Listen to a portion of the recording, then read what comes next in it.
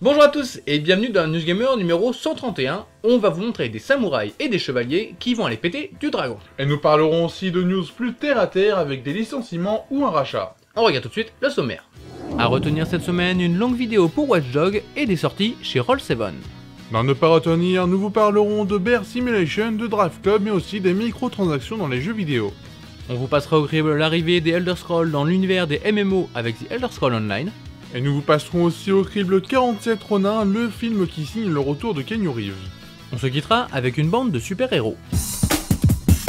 Le prochain Wolfenstein nous propose un collector plutôt original. Wolfenstein The New Order fait beaucoup parler de lui, alors en plus de la date de sortie qui se fait avancer de quelques jours, on a eu un collecteur très sympathique sans le jeu, avec de beaux objets qui permettront aux joueurs de le commander sans décommander leur jeu. Et sinon on a entendu parler de Watch Dogs et de la ville de Chicago, on voit ça tout de suite. Nous vous parlions dans la dernière News Gamer du nouveau moteur CryEngine, et bien sachez qu'il s'est déjà exporté. Robert Bowling, créateur du studio Robotoki, a annoncé utiliser le moteur de Crytek pour le prochain jeu de survie Human Element. On a encore le temps de voir arriver la bête puisque la date de sortie est prévue pour novembre 2015 sur console next-gen et PC.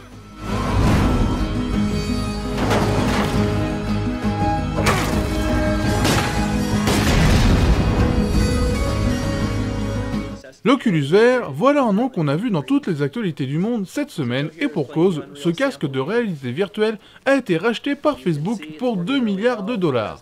Une somme énorme qui va contribuer au développement de la technologie. Alors même si cette actualité est très décriée parce qu'il est déjà prévu d'adapter Farmville en 3D et que le projet de base en financement participatif ne veut plus rien dire, l'argent de Facebook permet déjà de commencer le recrutement. En effet, Michael Abrash, expert en réalité virtuelle chez Valve, vient de rejoindre le projet. Maintenant, attendons de voir la prochaine version de l'Oculus VR. When Peter goes around turns, he can look out his window to make sure that he's lining everything up correctly. Or he can even look completely behind him so that he can know where he's going when he's backing off. Après ces tumultes de développement, Watch Dogs reprend une communication classique en nous présentant cette semaine la ville de Chicago ainsi que les possibilités offertes par le jeu. Le moins que l'on puisse dire, c'est que le trailer est très ambitieux en proposant l'intelligence artificielle la plus développée jamais vue. Vous pourrez en juger par vous-même à partir du 27 mai 2014 sur toutes les consoles disponibles. Bienvenue à Chicago, une métropole moderne remplie d'opportunités. Dans Watch Dogs, Ubisoft a créé un monde ouvert et dynamique. Cette semaine, il y a un studio qui a eu la cote, c'est Roll7. En effet, 2 jeux de ce studio ont été annoncés, OlliOlli et Not a Hero. Tous deux sont réalisés sur une base de pixel art et tous deux sortiront en 2014. OlliOlli est un jeu d'adresse qui vous met dans la peau d'un skater et Not a Hero parle d'un lapin qui devient maire et qui veut éradiquer la criminalité. Que de bonnes choses et c'est indépendant.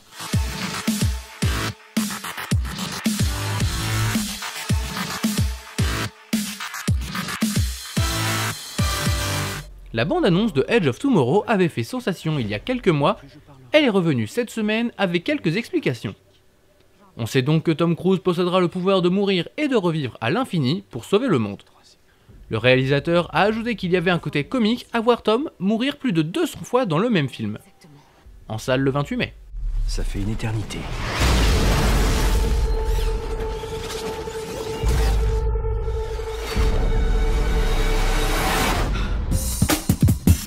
La Wii U fait du neuf avec du vieux. Et oui, la GBA s'invitera sur votre gamepad avec 8 jeux adaptés sur Wii U. Nintendo veut relancer la Wii U, mais je ne pense pas que ce soit un excellent choix. Espérons que d'autres choix viendront plus tard. Et sinon, la semaine a été marquée par les déboires de Drive Club, on voit ça dans le sujet. Même les grosses entreprises du jeu vidéo licencient. Cette semaine, c'est Sony qui s'est séparé d'une partie de ses employés qui travaillaient dans les studios de Guerrilla Cambridge, de Sony London ou encore à Evolution Studio. Aucune justification n'a été apportée et l'éditeur a tout de même expliqué que cela n'impactait pas le développement de Drive Club. Comme toujours, on souhaite que la période de chômage soit la plus courte possible pour les personnes touchées. Fast. Fight clean. Fight dirty. With stealth. Bear Simulation, voilà un jeu qui ne devrait jamais sortir et pourtant, le projet Kickstarter pour développer cette simulation d'ours s'est finalisé avec succès. Il y aura donc un jeu où vous contrôlerez un ours à la première personne juste pour faire l'ours. Quel est l'intérêt ?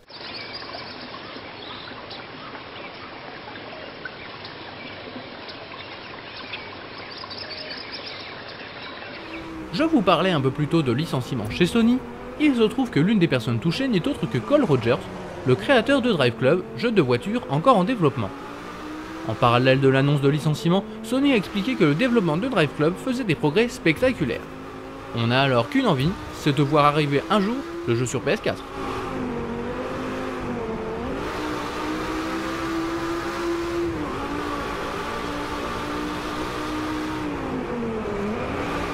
Les microtransactions, aimées par les Américains, c'est ce qu'il en ressort de l'étude réalisée par Superdata. En 2013, les joueurs américains auraient dépensé 352 millions de dollars pour acheter des petits objets à 1 ou 2 euros. C'est un chiffre hallucinant qui montre que le business du contenu téléchargeable est en hausse malheureusement.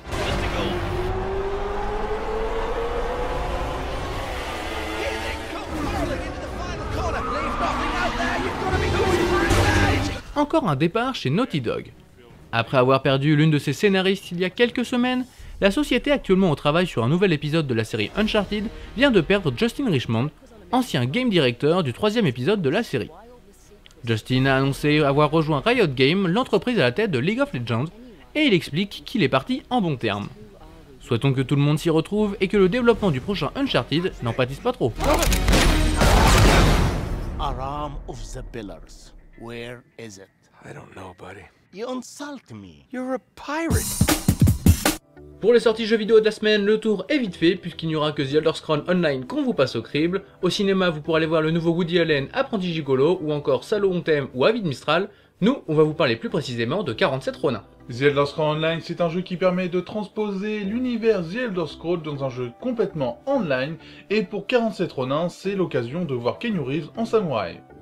Après un épisode Skyrim qui a tout dévasté sur son passage, la série des Elder Scrolls s'attaque maintenant au MMO avec The Elder Scrolls Online. Graphiquement, The Elder Scrolls Online ne casse pas 3 pattes à un canard. En effet, le moteur est le même que celui de Skyrim, c'est-à-dire pas au top pour aujourd'hui, mais avec les problèmes des MMO. Les textures mettent du temps à s'afficher, certains éléments du décor sont très moches et beaucoup de PNJ se ressemblent. Par contre, concernant les décors, le travail réalisé par Bethesda est très bon, offrant une diversité hallucinante. New dawn is upon us. Never have our choices weighed more heavily. Ce nouveau jeu dans la série des Elder Scrolls porte bien mal son nom de online au niveau du gameplay.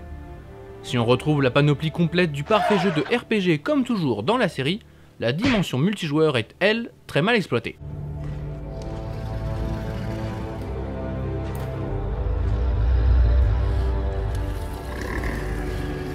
Avec ce nouveau The Elder Scrolls, on aurait pu s'attendre à une évolution de la série et surtout du genre MMORPG. Mais non, Bethesda se contente de faire ce qui existe déjà en y intégrant un univers Elder Scrollesque qui n'a pas évolué.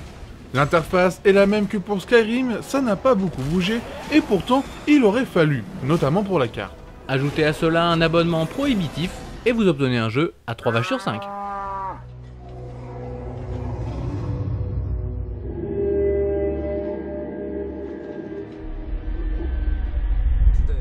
Envie de voyager aux confins d'un Japon mythologique? Allez donc voir 47 Ronin. En soi, sur le papier, le casting de 47 Ronin n'est pas hallucinant. Derrière la caméra, on retrouve l'inconnu Karl-Erik Rinch. Cet homme a réalisé un court-métrage de 4 minutes, Le Cadeau. Par contre, il y a une chose qui relève le tout, c'est le retour de Keanu Reeves au cinéma. Cet excellent acteur joue parfaitement son rôle de samouraï. Pour le reste des acteurs, on retrouve Hiroyuki Sanada, Ko Shibasaki ou encore Min Tanaka. Will not sleep until our master lies in peace, and will not pray. Le film se passe dans un Japon féodal, entre mythe et réalité, et les images rendent un bien bel hommage à l'histoire originelle. Les paysages sont magnifiques, les plans très bien faits et les effets spéciaux sont de très grande qualité. Un film qui fait du bien aux yeux.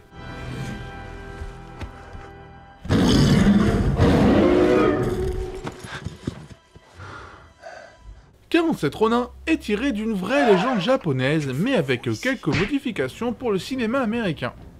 L'histoire raconte qu'un esclave est devenu un combattant hors pair prêt à tout pour sauver la population, mais quand une sorcière veut transformer tout le monde en esclave, ça ne va pas lui plaire. Il va donc se lancer dans un périple avec 47 autres samouraïs, plein d'obstacles et de monstres afin de tuer cette femme. 47 Ronin est donc un film d'action aux images dépaysantes, ce qui lui vaut la note de 4 vaches sur 5. Sauve-les. Tire ton sabre. On arrive à la fin de cette News Gamer, mais surtout à la page publicitaire pour que vous sachiez où nous retrouver. Vous pouvez nous retrouver sur le site total-gamer.com, un site qui parle de jeux vidéo, de musique, de cinéma ou encore de séries TV. Vous pouvez venir discuter avec nous sur le forum, et vous pouvez aussi nous retrouver sur Facebook, Twitter, Dailymotion et YouTube. Et si vous voulez discuter en direct avec nous, c'est le dimanche soir à partir de 20h30 sur jeuxvideostream.com. Vous posez vos questions dans le chat, et nous on y répondra en direct. On se quitte avec ce qu'il fallait voir X-Men Days of Future Past. C'est le nouveau X-Men, un X-Men un petit peu bizarre, repris directement du comics apparemment, et en fait il y aura Omar Sy, donc ça c'est vraiment sympa. La bande-annonce fait plaisir par rapport au teaser qui était un petit peu mitigé. Cette bande-annonce donne vraiment envie d'aller au cinéma. Ah bah ça envoie des très grosses images, c'est un petit peu le film X-Men que tout le monde attendait. On espère que vous avez apprécié cette émission, et on vous dit à la prochaine. Salut. Toutes ces batailles pendant toutes ces années, mais aucune ne ressemble à celle-ci. Sommes-nous destinés à nous entretuer? Ou pourrons-nous changer qui nous sommes et unir nos forces? L'avenir est-il déjà écrit?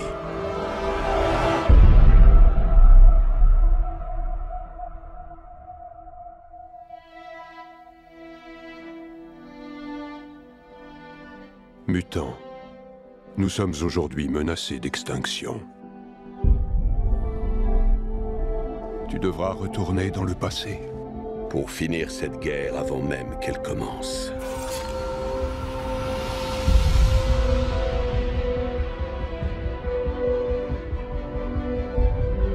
Déploie tes pouvoirs. Rassemble tous les X-Men. Il faudra qu'on soit deux, côte à côte, à une époque où tout nous sépare.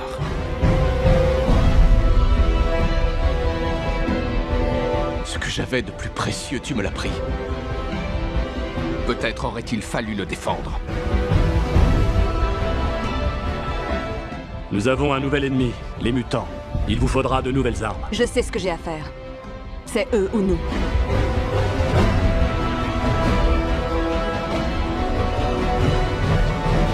Toutes ces années perdues à nous entre-déchirer, Charles. J'ai vu trop de gens mourir. Tes proches.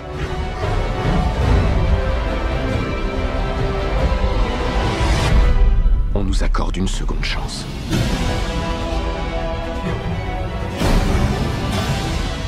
Guide-nous. Emmène-nous. Je ne veux pas de ton avenir. C'était à nous de les protéger.